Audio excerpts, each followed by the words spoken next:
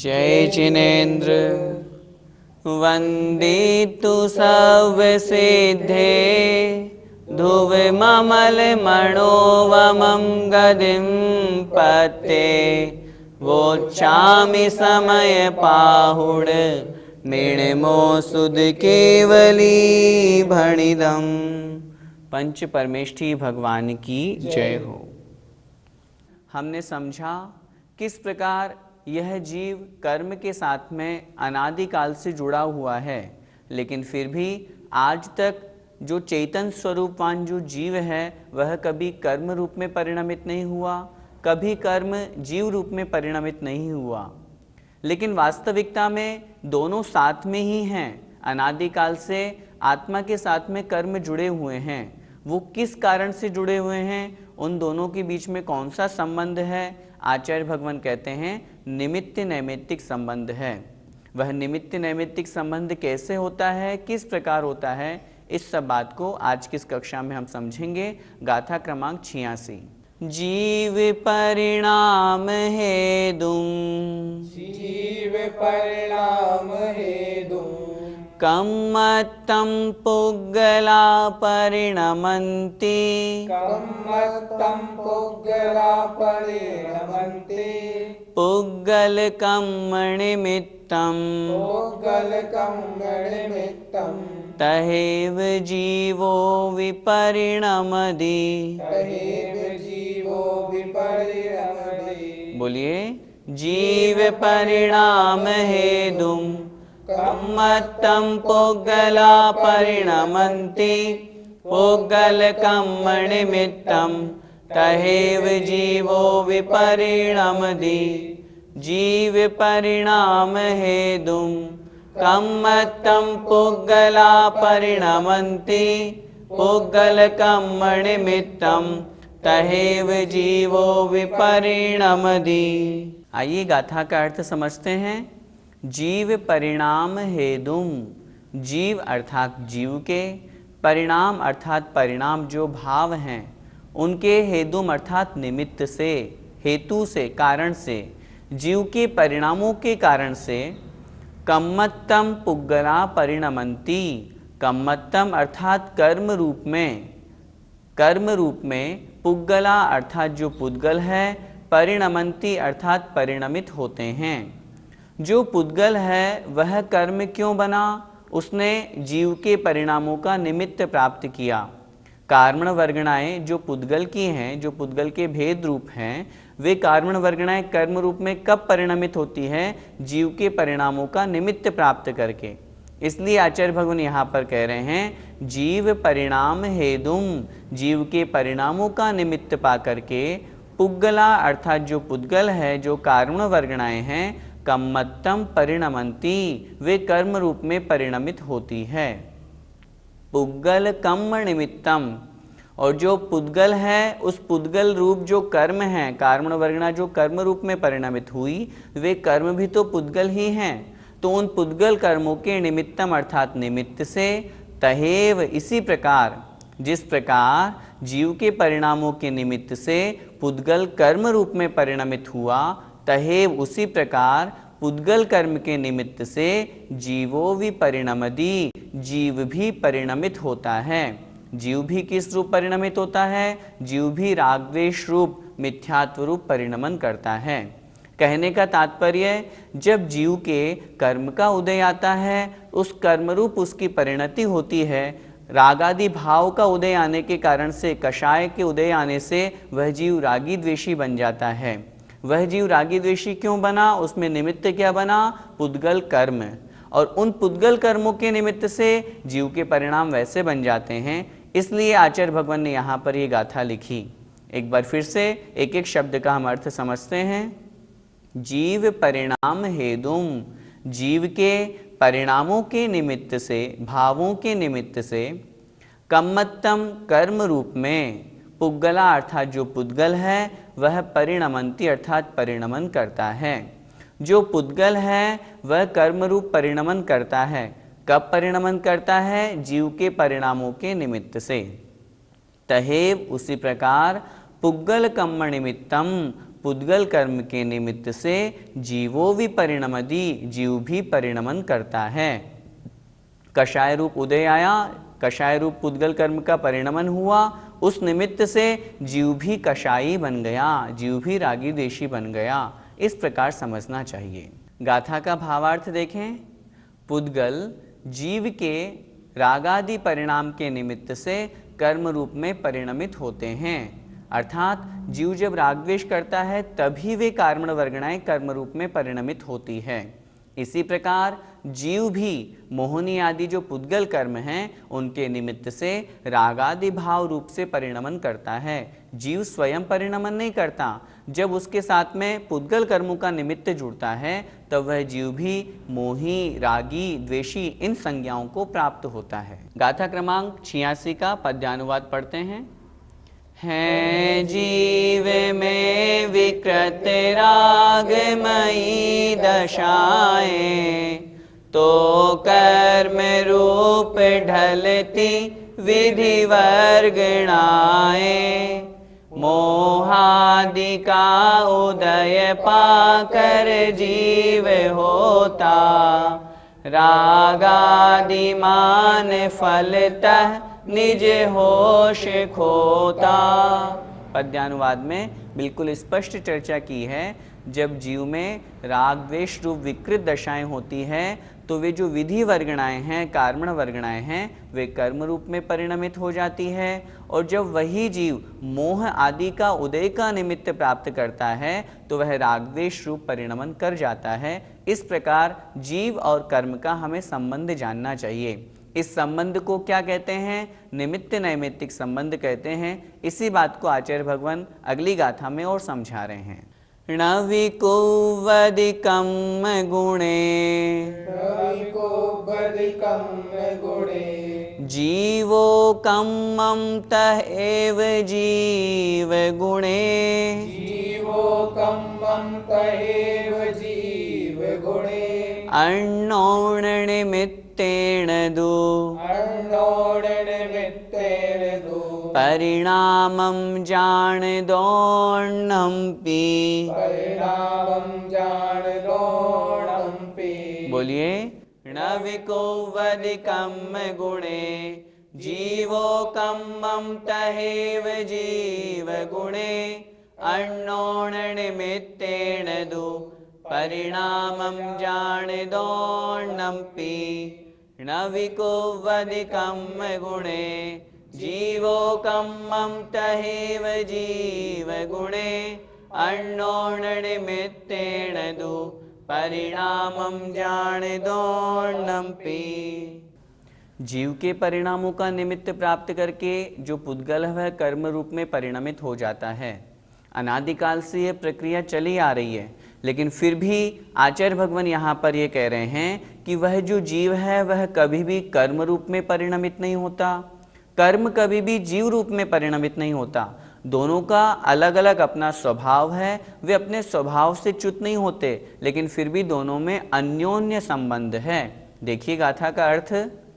णविकुवदिकं गुणे जीवो, णवि अर्थात नहीं, कुव्वदी करता है, कम गुणे कर्म के गुणों को, जीवो अर्थात जीव।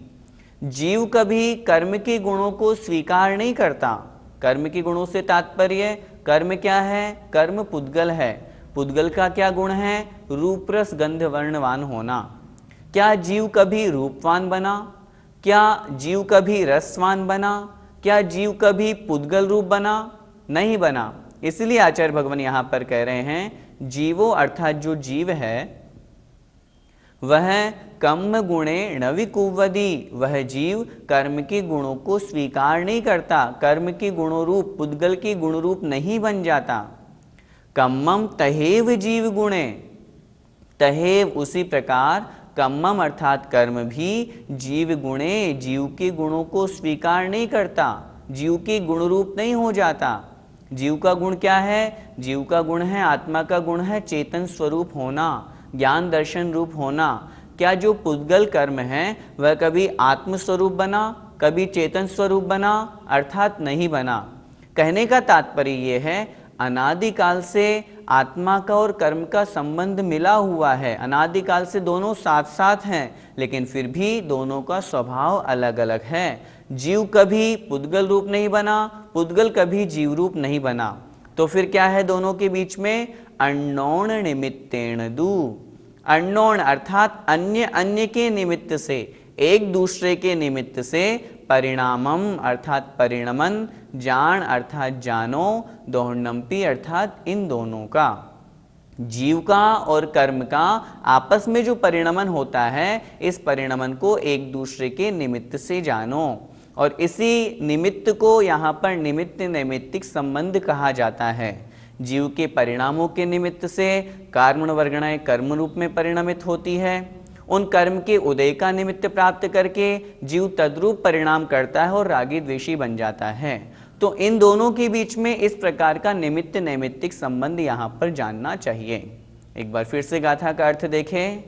नवि कुव्वदि कम्म गुणे जीवो, अर्थात जो जीव है वह कभी भी कर्म के गुणों को स्वीकार नहीं करता, कर्म के गुण रूप अर्थात पुद्गल रूप नहीं हो जाता। तहेव उसी प्रकार जीव गुणे कम्मम, अर्थात जो कर्म है वह भी जीव के गुणों को नहीं करता है, अर्थात जीव के जो गुण हैं, आत्मस्वरूप है, चेतनवान है, वह कर्म रूप कभी भी परिणमित नहीं होता है। अण्णोण निमित्तेन दु, परंतु, दु मतलब परंतु, अन्योन्य निमित्त से, एक दूसरे के निमित्त से, जीव कर्म के निमित्त से, कर्म जीव के परिणामों के निमित्त से, आपस में उन दोनों में परिणामम जान अर्थात उन दोनों का आपस में परिणमन होता है। क्योंकि दोनों द्रव्यों में परिणमन होना है, तो दोनों द्रव्यों में परिणमन स्वयमेव नहीं होता, एक दूसरे के निमित्त से होता है। इस प्रकार निमित्त नैमित्तिक संबंध जानना चाहिए। गाथा का भावार्थ देखें। जीव कर्म के गुणों को नहीं करता है, इसी प्रकार कर्म भी जीव के गुणों को नहीं करता है, परंतु एक दूसरे के निमित्त से इन दोनों का परिणमन जानो, अर्थात इन दोनों में इस प्रकार से निमित्त नैमित्तिक संबंध जानना चाहिए। आइए इस गाथा का पद्यानुवाद देखते हैं। करता न जीव यह हो विधि के गुणों का, करता कभी न विधि चेतन के गुणों का, तो भी परस्पर निमित्त नहीं बनेंगे, तो राग भाव विधि भाव न जन्म लेंगे। नीचे की दोनों पंक्ति में आचार्य भगवान कह रहे हैं, यदि इन दोनों का आपस में हम निमित्त नहीं मानेंगे तो फिर जीव में राग द्वेष रूप भाव और जो कर्म है, वो जो कर्मण वर्गणा है, वह कर्म रूप में परिणमित नहीं होंगी, उसका अभाव हो जाएगा और अभाव हो जाने के कारण से संसार का ही अभाव हो जाएगा। इसलिए इन दोनों के बीच में हमें निमित्त नैमित्तिक संबंध जानना चाहिए। इसी बात को आचार्य भगवान और अगली गाथा में स्पष्ट कर रहे हैं। देखें। एदेण कारणेन दु, एदेण कारणेन दु, कत्ता आदासेन भावेन, कत्ता आदासेन भावेन, पुग्गलकं कदाणं, पुग्गलकं कदाणं, न दुकत्ता सव्यभावाणं, कत्ता सव्यभावाणं। बोलिए। एदेण कारणेन दु, कत्ता आदासेन भावेन, पुग्गलकं कदाणं, न दुकत्ता सव्यभावाणं। एदेण कारणेन दु, कत्ता आदासेन भावेन, पुग्गलकं कदाणं, न दुकत्ता सव्यभावाणं। निमित्त नैमित्तिक संबंध दोनों में होने पर भी आचार्य भगवान यहाँ निश्चय नहीं की अपेक्षा से बात कर रहे हैं कि लेकिन इस प्रकार का होने पर भी वह जो आत्मा है वह अपने स्वयं के ही भावों का कर्ता होता है। देखिए गाथा का अर्थ।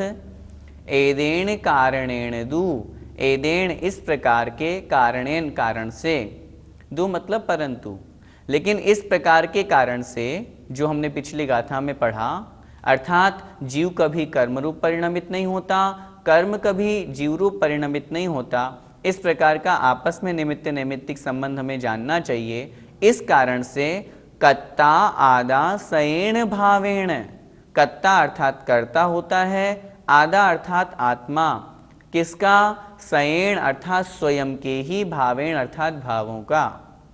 इस कारण से आत्मा स्वयं अपने ही भावों से अपने ही भावों का कर्ता होता है। पुग्गल कम्म कदाणम, पुग्गल अर्थात पुद्गल, कम्म अर्थात कर्म के द्वारा, कदाणम अर्थात किए हुए।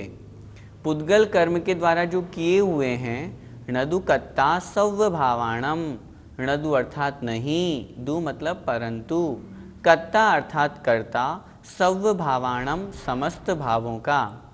और जो पुद्गल कर्म के द्वारा किए हुए अन्य समस्त भाव हैं, आत्मा उनका कर्ता नहीं होता है।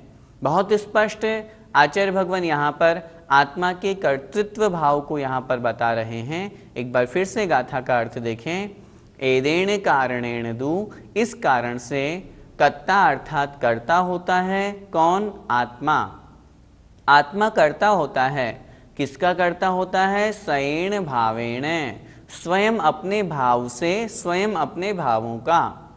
आत्मा स्वयं अपने भाव से अपने भावों का ही कर्ता होता है।